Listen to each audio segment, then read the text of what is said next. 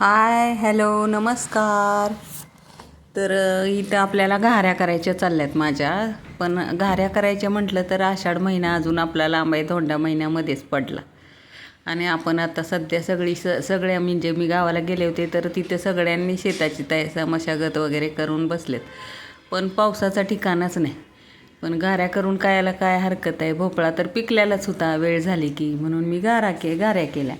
पण असो, कधीतरी मनाला अशी समजूत घालायची. रात्र कितीही लांब वाटली ना तरी ती कधीतरी संपतेच. कारण अंधाराला कायमच घर नसतं, तो फक्त थोडा वेळ थांबलेला असतो. डोळ्यात जर आशेचा एक छोटासा किरण जपून ठेवला तर पाय नक्कीच प्रकाशाच्या दिशेनेच वळतात. जरी वाट चुकल्यासारखी वाटली तरीही आपण जे शोधतो ते कधीतरी आपल्याला सापडतेच.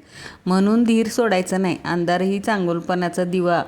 अंधारातही चांगुलपणाचा दिवा जिवंत जपून ठेवायचा, कारण कधीतरी तोच आपल्याला उजेड बघून उभा राहतो. तसंच आत्ता सध्या ह्या घाऱ्यांचं आणि पावसाचं झालं आहे. धोंडा पडला त्यामुळं आषाढ नाही आला, आणि आषाढ नाही आला त्यामुळं पाऊस पण नाही आला. धन्यवाद.